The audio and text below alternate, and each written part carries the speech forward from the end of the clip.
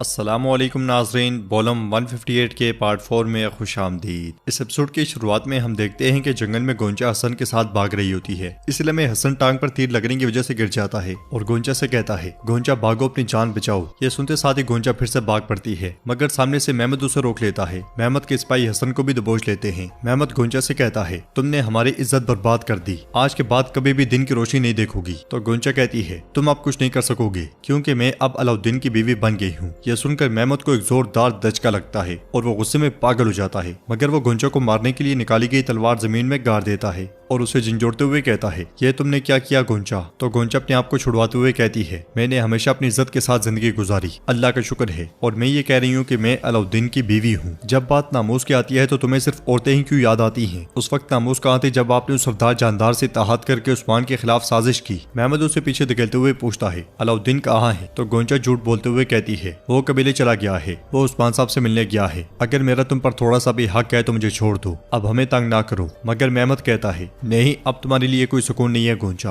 अगर उस अलाउद्दीन में थोड़ी सी भी मर्दानगी है तो वो खुद आकर खुद को सुपुर्द कर देगा, फिर मैं अदालत से पहले उसकी जान ले लूंगा। ना मंगनी बचेगी ना निकाह। गोंचा पूछती है, क्या तुम्हें बिल्कुल रहम नहीं आता? मेहमद चिल्लाते हुए कहता है, बकवास ना करो, हम सरहदी बाजार वापस जाएंगे। क्योमास, गोंचा को घोड़े की जगह ले जाओ, हम जल्दी निकलेंगे। क्योमास आगे बढ़कर हाथ पकड़ने लगता है तो गोंचा गुस्से से कहती है, दूर रहो मुझसे। ये कहते साथ ही गोंचा खुद ही उसके साथ चल पड़ती है। मेहमद बाकी सिपाहियों से कहता है, गार में जाओ, जब अलाउद्दीन आए तो उसे मार डालो। गार में जाकर घात लगाओ, अलाउद्दीन के आते साथ ही उसे मार डालो। सिपाही गार में और मेहमद आके बढ़ जाता है, जबकि गोलची ये सारा मंजर देखने के बाद झाड़ियों की जानिब बढ़ जाती है। उधर हम देखते हैं कि उलझाए काजी रुकनुद्दीन को जिंदा दफन कर रहा होता है। उलझाए के सिपाही उन पर मिट्टी डाल रहे होते हैं। उलझाए कहते हैं कि इंसाफ हर चीज को उसका हक देता है, तो तुम्हारा हक तुम्हारे मरने से पहले कब्र में रखा जाना था काजी। काजी साहब कहते हैं, तुम अपनी तौहीन से इंसाफ को सरनिगू नहीं कर सकोगे, ये जिंदगी ज्यादा कीमती है, चाहे तुम जो मर्जी कर लो, इंसाफ तो होगा। उलझाए कहता है, तुम्हारी जगह लेने वाला जाली काजी एक तरह से इंसाफ को मस्खर कर देगा, लेकिन तुम मर जाओगे। काजी साहब कहते हैं, अल्लाह का इंसाफ बाकी है, वही है जो तुम्हारा फैसला करेगा। इसके साथ ही उलझाए मिट्टी उठाकर काजी साहब के मुंह में डाल देता है। काजी साहब बहुत तड़पते हैं और उलझाए उन्हें मसलने के बाद आगे बढ़ता है। देखते ही देखते काजी साहब के पूरे जिस्म पर मिट्टी डाल दी जाती है। वो तड़प ही रहे होते हैं कि उलझाए अपना घोड़ा उन पर चढ़ा देता है और घोड़े की टांगे मार मार कर मिट्टी दबाता ही चला जाता है। फिर कहता है, अहमद के जिस्म सड़ने से पहले अलाउद्दीन का सर कलम कर दिया जाएगा, फिर कबाइल के दरमियान की जंग छिड़ने में कोई रुकावट बाकी नहीं रहेगी। ये कहते साथ ही उलझाए पानी में से आगे बढ़ जाता है। दूसरी तरफ बुरहान और कौनूर होलोफेरा को लेकर बाजार में जा पहुंचते हैं। होलोफेरा को देखकर लोग नारे बुलंद करते हैं, हम इंसाफ चाहते हैं, हम इंसाफ चाहते हैं, इनका एहतसाब किया जाए। घोड़े से उतरने के बाद होलोफेरा को सरदार याकूब के सामने लाया जाता है। सरदार याकूब सबको खामोश करवा देता है। कौनूर कहता है, हम आपके पास अलाउद्दीन के साथी लाए हैं जिसने आपकी बेटी को अगवा करने में मदद की। बुरहान कहता है, उस्मानी से भगाकर कुस्तुनतुनिया ले जा रहा था ताकि ये गवाही ना दे सके। यह सुनकर सरदार याकूब उनसे कहता है, खुदा आपको खुश रखे हजरात, आप लोगों ने साबित कर दिया है कि आप इंसाफ के साथ खड़े हैं। फिर मलका होलोफेरा से कहती है, कातलो, तुम सबको मेरे गजब का सामना चखना पड़ेगा। आंद्रा को देखते हुए होलोफेरा कहती है, तुम सांप? जवाबन मलका कहती है, सांप तुम हो, तुमने अलाउद्दीन की मदद की, उसने मेरे बेटे की जान ली। मगर होलोफेरा कहती है, ये झूठ है, हम जब सरहदी बाजार से निकले तो वो जिंदा था, कातिल कोई और है। अगले ही पल मलका तलवार से हमला कर देती है। सरदार याकूब हमले को रोकते हुए कहता है, ये होश दिखाने का वक्त है, ना कि गुस्सा दिखाने का। ये बाज़ंतीनी शहजादी है, हमारी काम आएगी। मलका तलवार नीचे करते हुए कहती है, चूंकि ये लड़की गवाह है इसलिए मैं अपनी तलवार नीचे कर लूंगी। सरदार याकूब कहता है, अगर इसने झूठ बोला तो हम इसके गले में फंदा डाल देंगे, परेशान ना हो मलका खातून। दूसरी तरफ गार के पास मेहमद के सिपाही गात लगा देते हैं। शिकार करने के बाद अलाउद्दीन भी खुशी खुशी गार की जानिब आ रहा होता है, मगर गोलचे भागती भागती उसके पास जाती है और कहती है, मेहमद साहब आए थे, वो गोंचा खातून को ले गए हैं। यह सुनकर अलाउद्दीन गुस्से से कहता है, तुम क्या कह रही हो गोलचे? गोलचे मस्जिद कहती है, गार के करीब तुम्हारे लिए गात लगाई गई है, तुम्हें मारने के लिए जंगजू मुकर्रर किए गए हैं। अलाउद्दीन पूछता है, वो गोलचा को कहाँ लेकर गए हैं? तो गोलचे कहती है, वो उसे सरदी बाजार ले गए। अलाउद्दीन शिकार गोलचे को देते हुए कहता है, मैं अपनी बीवी उनके पास नहीं छोड़ूंगा। गोलचे उसे रोकती रहती है मगर अलाउद्दीन नहीं रुकता।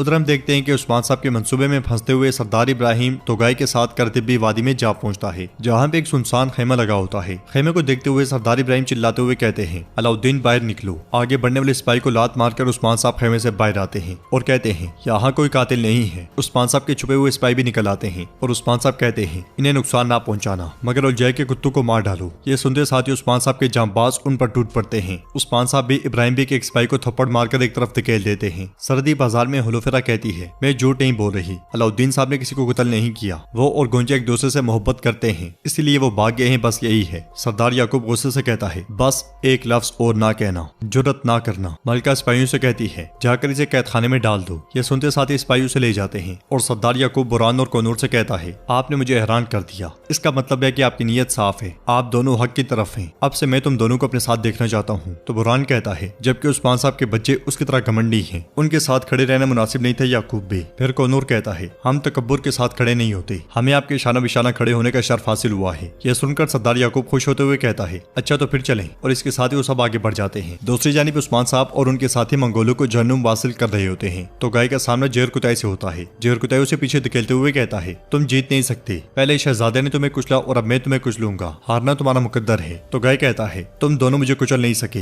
लेकिन मैं तुम्हें एक एक करके मार डालूंगा, याद रखना। इसके साथ ही दोनों एक दूसरे पर ताबड़तोड़ हमले करते हैं। उस्मान साहब तलवार तो गाय की गर्दन पर रखते हुए कहते हैं बहुत हो गया इब्राहिम बे, तलवार छोड़ दें। अपने सब सिपाहियों को फंसा हुआ देखकर सरदार इब्राहिम तलवार फेंक देते हैं और कहते हैं मेरे बेटे को मारने के बाद क्या आप मेरी जान भी लेना चाहते हैं? फिर ले लें, लेकिन जानदार रुगलों के साथ आपका हिसाब मजीद बढ़ गया है, ये बात जान लें। जवाबन उस्मान साहब कहते हैं मेरा इरादा कभी भी आपकी जान लेने का नहीं था, अगर ऐसा होता तो मैं पहले ही ले चुका होता। ये कहते हुए उस्मान साहब भी तलवार फेंक देते हैं और मजीद कहते हैं मैंने आपसे कहा था कि मुकदमा खत्म होने का इंतजार करें। सरदार इब्राहिम कहते हैं क्या वाकई आपने हमें पकड़ लिया उस्मान साहब? तो उस्मान साहब कहते हैं अगर मैं आपको ना पकड़ता तो क्या होता? आप अपने खानदान और सिपाहियों को जमा करके जंग की तैयारी कर रहे हैं, क्या मैं ये नहीं जानता? तो सरदार इब्राहिम कहते हैं मैं एक बाप हूँ, मैंने अपना बेटा खोया है। उस्मान साहब कहते हैं इब्राहिम साहब हर चीज का इल्जाम अपने बेटे पर ना डालें, ये आपको ज़ेब नहीं देता। सरदार इब्राहिम कहते हैं ये दर्द आप और आपके बसूदा कबीले जिसे आप रियासत कहते हैं बहुत बड़ा अजाब होगा। ये सुनकर उस्मान साहब गुस्से से कहते हैं आप अल खानी रियासत के साथ इत्तेहाद करके चौबान ओगलों को खत्म करके सरदार के तख्त पर बैठे हैं, हम हर किसी को अपने गले में रस्सी नहीं डालने देते। मैं ना आपके आगे और ना ही उलझाइतों के आगे सर झुकाऊंगा, हम सब जानते हैं मगर खामोश हैं। तो सरदार इब्राहिम चिल्लाते हुए कहता है अपनी हद में रहे उस्मान साहब, ये इल्जाम है। तो उस्मान साहब कहते हैं आप वो हैं जिन्हें अपनी हद में रहना चाहिए, मैं जानता हूँ कि आप यहाँ क्यों आए हैं, आप मेरी जमीनों में इंतशार पैदा करने आए हैं और आपने उस शादी पर इत्तेफाक के एक बुरे मुआहदे की खातिर किया। सरदार इब्राहिम कहते हैं हाँ बिल्कुल ऐसा ही है, मैं एतराफ करता हूँ आपने शादी बर्बाद कर दी और मेरे बेटे को मार डाला। तो उस्मान साहब कहते हैं नहीं नहीं इब्राहिम साहब, मैंने अलाउद्दीन और गोंजा की शादी की ताकि ऐसा ना हो, उनकी शादी हो चुकी है, लेकिन जान लें हम वो नहीं है जिन्होंने आपके बेटे को कत्ल किया। अलाउद्दीन की बेगुनाही साबित हो जाएगी और आप मेरी जमीनें छोड़ देंगे। सिपाहियों इब्राहिम साहब और इनके जंगजू को जो इनके लिए मुनासिब है उस तरीके से ले चलो और बाकी कुत्तों को परिंदों के खुराक बनने दो। ये सुनते साथ ही उनके सिपाही इब्राहिम साहब के सिपाहियों को छोड़कर मंगोलों को मार डालते हैं। सरहदी कबीले में मलका जहेज के सामान को देखते हुए कहती है इस जहेज की वजह से मेरे बेटे का खून बहा। ये कहते साथ ही वो उसे आग लगा देती है और मजीद कहती है गोंचा मैं तुम्हें और तुम्हारे उस आशिक को जला दूंगी और तुम्हारे इस जहेज की तरह अंगारे बनते देखूंगी, तुम मुझसे मरने की भीख मांगोगी।